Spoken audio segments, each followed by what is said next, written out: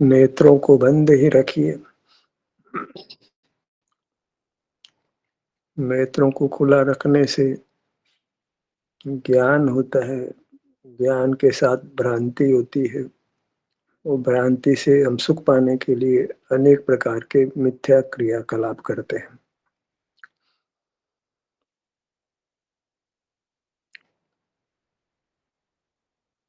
इसलिए हम इंद्रिय व्यापार नहीं करें, बाहर नहीं देखें, अपने विस्तार के सन्मुख रहें। अपना क्षेत्र सिर से पैरों तक हमको अनुभव में आता है।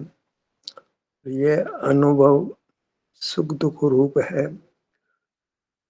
असत वेदनी का कार्य है, वेदना है। पर कुछ किन्हीं भागों में वेदना नहीं भी है तो वह हम सुख से अपना अवलंबन ले सकते हैं। और ये स्वावलंबन है, इसी से स्वाभिमान की रक्षा होती है। परावलंबन से नहीं जीना है। स्वाभिमानी लोग परावलंबन करना पसंद नहीं करते, अपने पैरों पर खड़े होते हैं। अपने पैर से क्या आशय है? अपना क्षेत्र, अपनी मूर्त। जो सिर से पांव तक विस्तार को प्राप्त है, इसी के सन्मुख रहें, इसी के उन भागों के सन्मुख रहें जिसमें अभी कर्म का विपाक नहीं देखा जा रहा है, वेदना नहीं देखी जा रही है, आराम की स्थिति है। तो आराम से स्वावलंबन करिए। जब स्वावलंबन होता है तो परावलंबन नहीं होता। तो पर के आश्रय से नहीं जीते। भिखारी पर से सुख, पैसा मांगता है, सुविधा मांगता है, तो वह इज्जत को प्राप्त नहीं होता। पर जो किसी से सुख नहीं मांगता है, पैसा नहीं मांगता है, अपने से ही सुख लेता है, वह स्वावलंबी है, स्वाभिमान से जीता है। और स्वाभिमान से जीने वाला सुखी रहता है।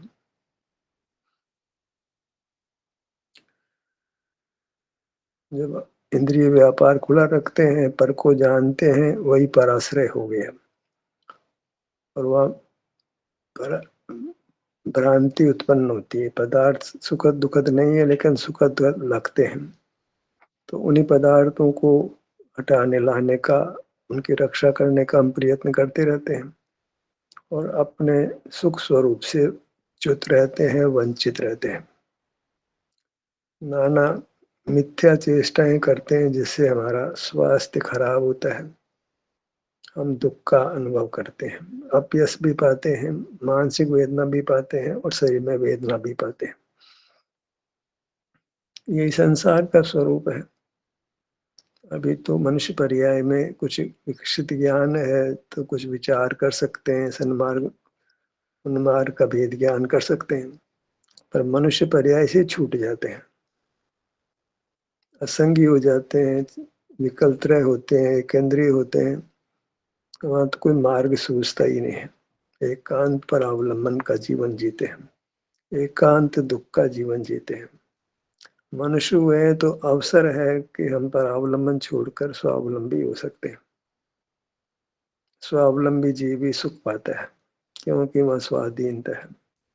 सिर से पांव तक ये स्वद्रव्य है, बस इसके आश्रय से मन इसके सन्मुख रहते हैं। इसमें रहना कहो, किसके सन्मुख रहना कहो, तो जैसा भी एहसास होता है, या तो फिर भी चुनाव है कि जिस भाग में वेदना नहीं उस भाग का एहसास करते हैं तो सुख का ही अनुभव करते हैं। और इस अनुभव में पूर्व के सब पाप नष्ट होते हैं। सब पाप प्रनाशन, सब पापों का नाश होता है। जितने भी पूर्व में कर्म बांधे थे वो सब नष्ट होते हैं और नूतन कर्मों का बंध नहीं होता। व्यवहार में तो 5 परमेष्टि के नमस्कार से पापों का नाश होना कहा जाता है, पर वह तो अभूतार्थ है, असत्यार्थ है। अपनी मुद्रा, अपना विस्तार, अपना क्षेत्र उसके सन्मुख होते हैं, वहां ठहरते हैं, तो ये स्वावलंबन हुआ, स्वाधीनता हुई। यहाँ हम पूर्व पापों को नाश करते हैं, सब पापों का नाश करते हैं, सब कर्मों का नाश करते हैं, अतीन्द्रिय सुख पाते हैं। यही परमात्मा होने की विधि है। व्यवहार में पर को नमस्कार किया जाता है, निश्चय मोक्ष मार्ग में अपनी ओर झुका जाता है, वही नमस्कार है। यहाँ कोई विकल्प नहीं है। अपने सन्मुख हुए तो अपने को नमस्कार हो गया। उसको शब्दों में हम कहते हैं नमो निज देहम, देहाकार है तो उसको देह कहा, अपनी देह। मूल देह तो अपनी नहीं है, व्यवहार से अपनी कही जाती है। व्यवहार से कहना योग्य भी है कि उसकी आरक्षा से अपनी आरक्षा हो जाती है, पर परमार्थ में मूर्त देह का कथन नहीं है। अपना अमूर्त शरीर वो अपनी वस्तु है, तो उसकी ओर ढलते हैं, वही नमस्कार हुआ, उसका वेदन करते हैं, तो उससे पापों का नाश होता है। वह मंत्र के रूप में प्रसिद्ध नहीं है। नमो निय देहम, तो ये मंगल है, उत्तम है, और इसकी शरण ग्रहण करने से सब पापों का नाश होकर उत्तम सुख की प्राप्ति होती है। ये मंगल है, पाप का नाश होता है, सुख की प्राप्ति होती है। उत्तम है, अपना स्वरूप अपने लिए उत्तम है, पर पदार्थ हमारे लिए उत्तम नहीं है, पर वस्तु भोग्य नहीं होती है। अपनी वस्तु ही अपने लिए शुद्ध है, भोग्य है। अपनी वस्तु सिर से पांव तक है, यही आलम्बन करने योग्य है, यही स्वावलंबन है। ये पर का ग्रहण नहीं है, अपना ग्रहण है। इसमें स्वाभिमान बना रहता है, पामरता का बोध नहीं होता है, ये भिक्षावृत्ति नहीं। अपनी वस्तु को पाकर हम भोगते हैं, अपनी वस्तु को लक्ष्य में लेते हैं और सुख प्रकट करके भोगते हैं। अपनी कमाई है, 100% अपनी कमाई है। इसमें पर का सहयोग नहीं है, पर का सहकार भी नहीं है, पर की सहायता नहीं है, पर निमित्त नहीं है। एकांत उपादान से अपने से होता है, किंचित भी पर का रोल नहीं। अपना स्वभाव, अपना प्रयत्न कि हम सिर से पांव तक बने रहते हैं, यही विचरण करते हैं। क्योंकि ये क्षेत्र सुख का बना है तो हमें सुख का अनुभव होता है। पहले पाप तो किए हमने, इसमें कोई असत्य बात नहीं है, स्वीकार ही करना चाहिए। इंद्रिय ज्ञान स्वयं पाप रूप है।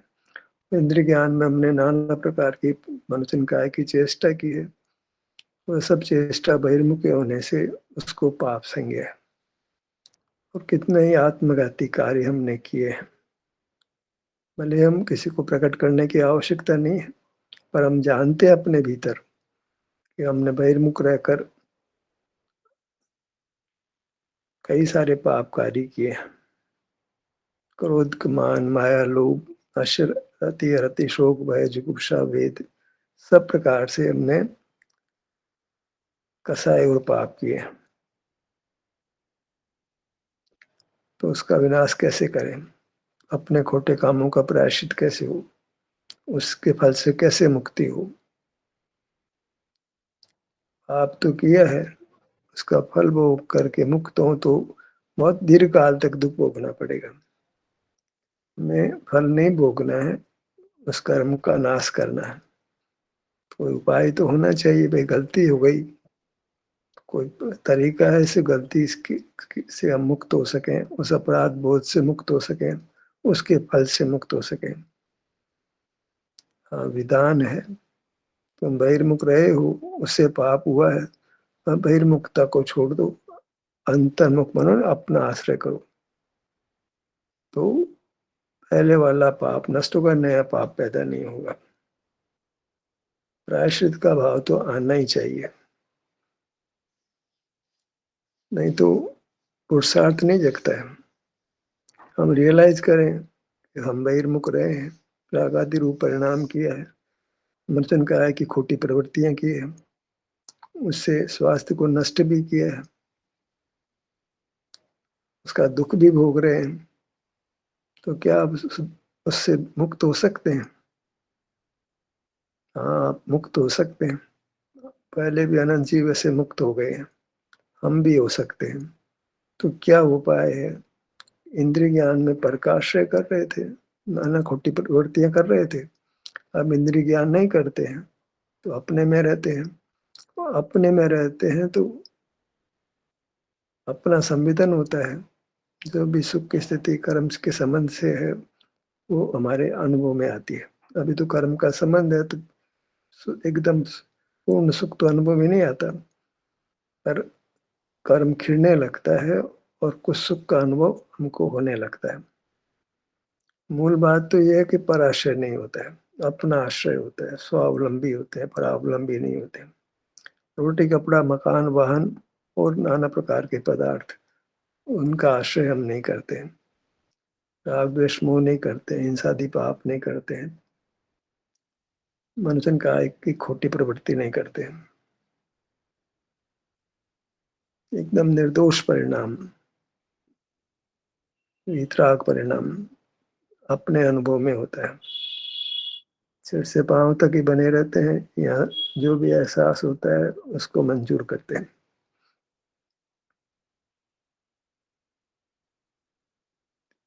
वेदना का प्रसंग बने तीव्र तो उसको भी सहना होता है, तो सहते हैं। और वेदना नहीं है, किन्हीं बाबों में उनका आश्रय करते हैं, तो सुख से भी अपना एहसास करते हैं, पर आलम्बन स्वयं का करते हैं, अपने क्षेत्र का, अपने विस्तार का, अपनी वस्तु का। क्षेत्र को, अपने क्षेत्र को ही अपना द्रव्य संज्ञा है, अपनी वस्तु संज्ञा है, उसका हम अवलंबन लेते हैं, उसी में ठहरते हैं, तो ये हुए पाप नष्ट होते हैं। पूर्व पापों का नाश होना बहुत जरूरी है, नहीं तो फल आता ही रहेगा, संसार कभी समाप्त नहीं होगा। पूर्व में भी पाप किया, अभी भी पाप कर रहे हैं, तो संसार बना ही रहेगा, दुख बना ही रहेगा। संसार का नाम नाना प्रकार के शारीरिक दुख, मानसिक बने रहेंगे। कौन भोगेगा उनको, कैसे भोगेंगे?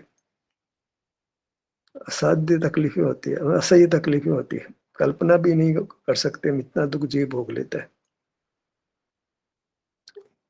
त्राही त्राही मच जाती है। इतनी इतनी इतनी पीड़ा होती है, इसको वचनों से नहीं कर सकते। कारण सीधा सा, परावलंबन, बहिर्मुखता, इंद्रिय ज्ञान। आधार के रूप में कहे तो एक इंद्रिय ज्ञान, उससे सारी खोटी प्रवृत्ति पैदा हुई। तो उस इंद्रिय ज्ञान को कैसे जीते हैं? इंद्रिय ज्ञान को ज्ञान भी कह सकते हो, ज्ञान तो मूर्त का ही होता है, मूर्त का होता नहीं। समझ भी करते हैं तो समझ के समय भी हम बहिर्मुख रहते हैं। सारा ही ज्ञान है वो बहिर्मुखता रूप होता है, अपने अनुभव रूप नहीं होता है। और उस समय हम रागादि रूप वर्णन करके, रागादि का नाम ही पाप है, आकुलता को भोगते हैं, नूतन कर्मों को और बंद करते हैं, उस ज्ञान का निरोध करते हैं, अपने में होते हैं, अपना आश्रय होता है। ये स्व संवेदन कहलाता है, इसको आगम भाषा में आत्म ध्यान कहते हैं। हम आत्म ध्यान नहीं करना चाहते, क्योंकि आत्मा से कुछ समझ नहीं आता है। ज्यादा समझ आता है तो ज्ञान समझ में आता है, क्योंकि वस्तु खड़ी नहीं होती, आकार खड़ा नहीं होता है, आकार मुख्य होता है। आकार, आत्मा शब्द में क्या दोष है? आकार खड़ा नहीं होता है। शरीर कहने से आकार खड़ा होता है, क्षेत्र खड़ा होता है, क्षेत्र मुख्य होता है। द्रव्य क्षेत्र काल भाव, पहले क्षेत्र मुख्य है। द्रव्य कहने से तो आपको समझ नहीं आता, पहले उसका नए विभाग से क्षेत्र और वृत्ति और भाव तीन कहते हैं, तो वस्तु समझ में आती है। अभेद को भेद करके समझ में लिया जाता है, तो हम अपने विस्तार को समझे, सिर से पांव तक जहाँ मैं पने का बोध होता है, ये मेरा विस्तार है, ये मनुष्याकार है, शरीराकार है, तो उसको हम सही रूप से अनुभव करते हैं, अंग उपांग रूप से अनुभव करते हैं। हाथों में दर्द का अनुभव है, पाँव में दर्द का अनुभव नहीं है। ऐसा ही व्यवहार होता है, वो व्यवहार अभूतार्थ नहीं है। अनुभूति अभूतार्थ नहीं, अनुभूति सत्यार्थ होती है। तो हम शरीर में ठहरे, जो भी वहाँ सुख की स्थिति है प्रथम तो उसका अनुभव करें, और कदाचित दुख की स्थिति है, वेदना है, तो भी हम उसको सहन करें, लेकिन परावलंबन नहीं करें। इंद्रिय ज्ञान परावलंबन है, पदार्थों को देखना परावलंबन है। परावलंबन कोई पाप कहते हैं, उसमें स्वाभिमान नष्ट होता है। इंद्रिय ज्ञान स्वयं परावलंबन है। इंद्रिय ज्ञान एक तरह से भिखारी बनना है, भिक्षावृत्ति करना। आज प्रभु भिक्षार्थ का मंत्र। इंद्रिय ज्ञान है वो भिखारी है। तो समझदार व्यक्ति को ऐसे व्यक्ति पर हंसी आती है जो इंद्रिय ज्ञान में खड़ा है, बेवकूफ है। परमात्मा होकर के भी सुख के लिए, सुख स्वभावी होकर भी सुख रहित पदार्थों से सुख की भीख मांगता है। धनवान होकर के भी कटोरा हाथ में लिए है, सुख स्वभाव वाला होकर के भी जिनके पास सुख नहीं है उनकी ओर देख रहा है। हंसी आती है कि कैसा ही मनुष्य बेवकूफ, एकदम नंबर एक। इंद्रिय ज्ञान है, उससे बड़ा पाप, उससे बड़ी बेवकूफी दुनिया में नहीं है। सुख अपने में देख बाहर रहा है, यही छोटा मोटा पाप नहीं है। उसी कारण से संसार में रुलता है, अनादि से रुल रहा है। अभी भी इंद्रिय ज्ञान को ज्ञान स्वभाव मानकर करता रहेगा तो अनंत काल तक दुख भोगता रहेगा। छोटा मोटा पाप नहीं है, पर को विषय बनाता है, दूसरे के शील को नष्ट करता है, दूसरे की गुप्ति को भंग करता है, उसकी उसकी शांति को भंग करता है, उसके उसके साथ प्रवृत्ति भी करता है। पुद्गल है तो उसके अपने पुद्गल मिला है तो उस प्राप्त पुद्गल के सारे दूसरे पुद्गल को के साथ छेड़छाड़ करता है, उसकी स्वाधीनता को भंग करता है। मूल में तो अपने सुख को नहीं भोग कर, जिनमें सुख नहीं उनसे भोगना चाहता है। बहुत बड़ा अपराध है, इससे बड़ा अपराध दुनिया में कोई नहीं होता है। इंद्रिय ज्ञान सब अपराधों का मूल है। इसको वास्तव में नाम तो उसका ज्ञान ही है, भले उसको इंद्रिय ज्ञान नाम दे रहे हैं, क्योंकि दो प्रकार का ज्ञान होता ही नहीं है। सारा ही ज्ञान इंद्रिय ज्ञान ही होता है। अतीन्द्रिय ज्ञान तो कोई कल्पना मात्र, अतीन्द्रिय सुख होता है। ज्ञान अतीन्द्रिय नहीं होता है। ज्ञान के प्रतिपक्ष दर्शन है, वो अतीन्द्रिय है। ज्ञान परोक्ष है, दर्शन प्रत्यक्ष है। दर्शन से सुख मिलता है और ज्ञान से दुख मिलता है। ऐसा ज्ञान और दर्शन का विभाग है। जैन दर्शन की कोई देन है तो यही देन है कि ज्ञान दर्शन साथ नहीं होते। ज्ञान बहिर्मुख है, दर्शन अंतर्मुख है। दर्शन स्वयं में रहने रूप है, वो भिखारी नहीं है, स्वावलंबी है। ज्ञान भिखारी है, भिखारी की इज्जत नहीं होती है।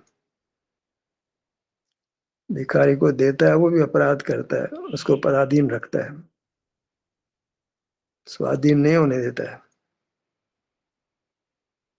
स्वाधीनता सुख मिलता है, पराधीनता से सुख नहीं मिलता है। भाई साहब, ये दर्शन से क्या तात्पर्य है? कहा पढ़ो दर्शन मार्गणा में, जो कर्णानियोग का ग्रंथ है, जो बिल्कुल शुद्ध बात करता है। कर्णानियोग में उपचार नहीं होता है, ग्रंथ कहलाते हैं।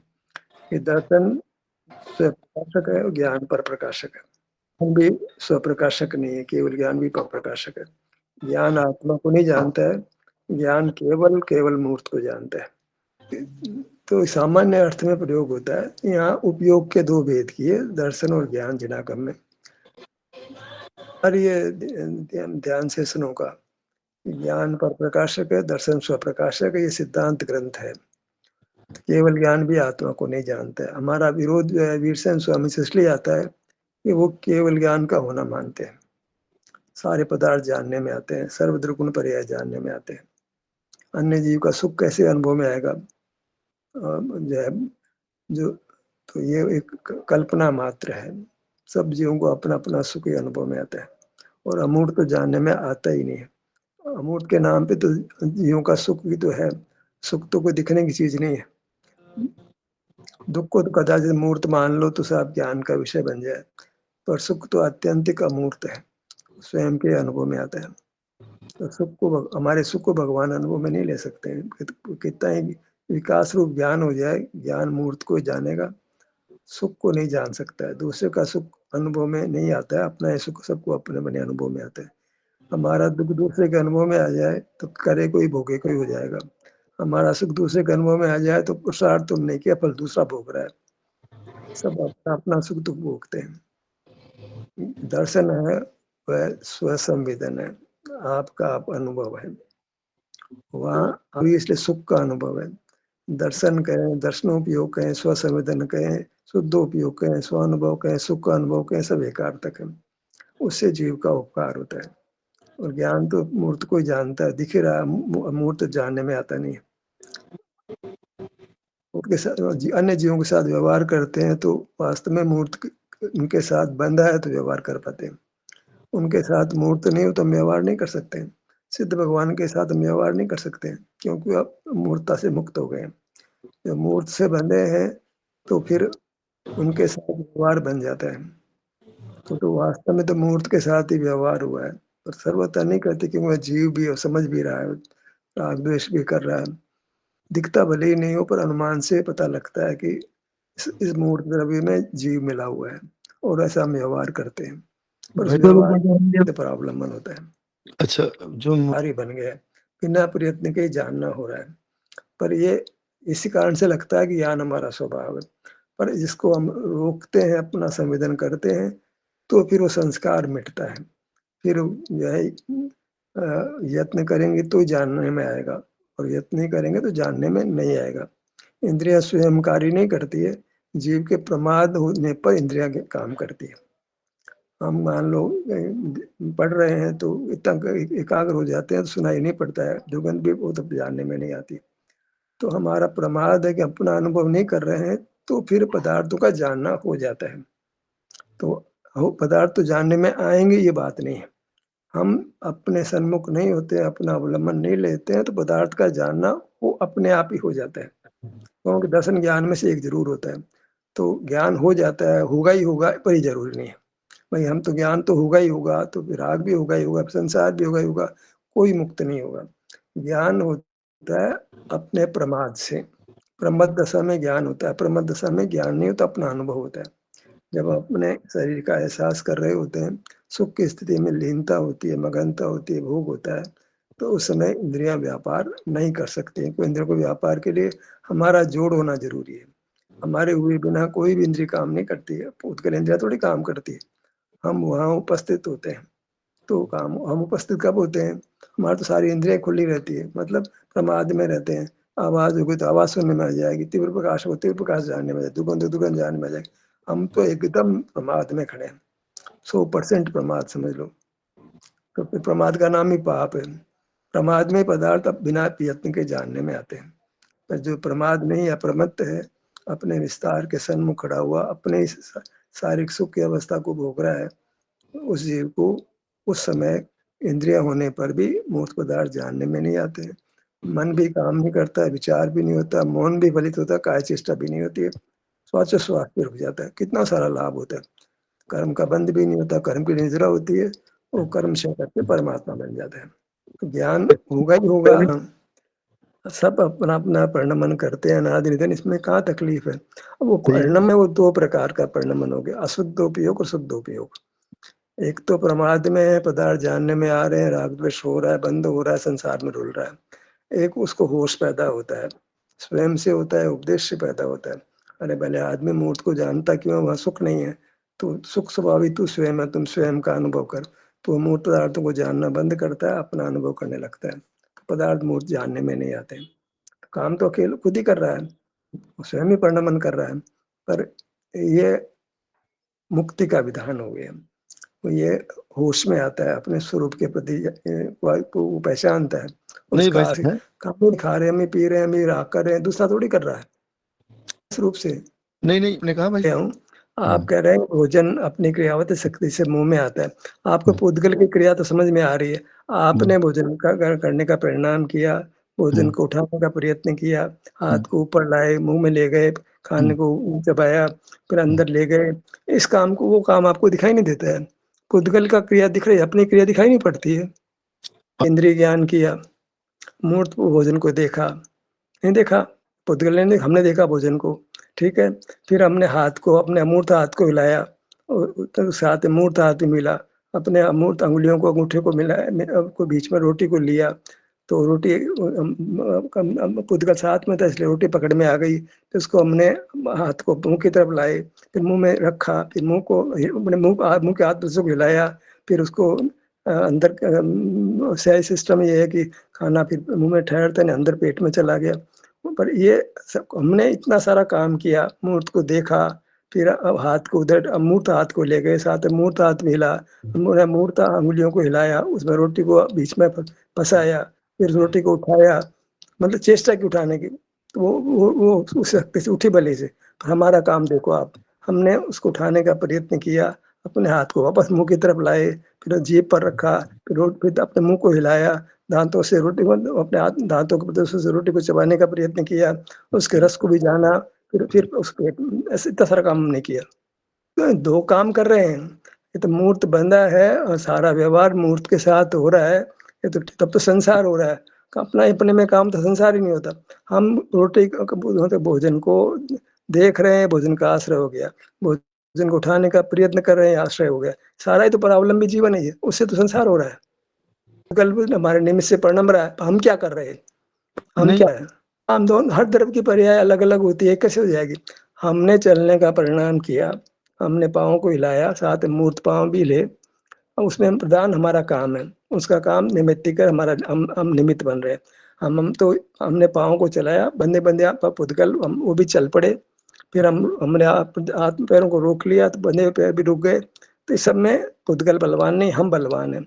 रोटी उठाने में हमने प्रयत्न किया, रोटी हमारे प्रयत्न के निमित्त से उठ गई, तो पुद्गल की क्रिया तो गौण है, हमारी क्रिया प्रधान है। जहाँ हमारा प्रयत्न है, उस काम को, उसके काम के स्वामी हम बनो, वहाँ पुद्गल को मत स्वामी। नैमित्तिक कार्य वो तो बेचारा पराधीनता से कर रहा है, मतलब हम आप उसी का वो पराधीन से कर रहा है, हम तो स्वाधीनता से उस काम को कर रहे हैं, अच्छा है कि नहीं। इतना पुद्गल अनुकूल है, उतना कार्य हम कर लेते हैं, जितना अनुकूल है तो हमारा काम भी पराधीन है, कि जितना पुद्गल अलाउ करता उतना करते हैं, पर करते तो है ना। ये कि हम हमारे हाथ को हिलाते हैं, अब जितना हिला पाते, जितना पुद्गल अनुकूल उतना हिला पाते, इस काम को पराधीन मानते हैं, कि हम चाहेंगे तो हाथ को पीछे की तरफ मोड़ लें, जैसे नहीं आगे हमने अपना काम किया ना, वो हमने अपना काम किया, वो अच्छा किया बुरा किया देखना तो ये है, काम किया हमने, अपना अनुभव नहीं करके मूर्त पदार्थों को क्यों जाना जब मूर्त में सुख ही नहीं था। पागल तो हम है ना, मूर्खता अनादि से, हमसे मूर्ख है, सुख अपने में था, आंखें खोल के बाहर ढूंढना चाह रहे, उनसे सुख लेना चाह रहे। अब सवाल है कि अपने अपने दोष को पहचाने। पुद्गल स्वतंत्र है, पराधीन है, परतंत्र, तो उसके पुद्गल की बात करना अच्छी बात नहीं है। हम तो हमारे गुण दोष को देखें ना, पुद्गल स्वतंत्र हाँ परतंत्र है, परतंत्र बहुत परतंत्र बात करो ना, बहुत बहुत आप अपनी बात करो। बहुत पिंटो मेरे का परिणाम नहीं किया क्या, अच्छा आप परिणाम किया अच्छा योग्यता क्या चीज होती है, खुद किया और योग्यता पे अपराध से मुक्त होना चाहते हो क्या आप, अपनी नहीं योग्यता मान करके अपना जो अपराध बरी होना चाहते हो क्या आप।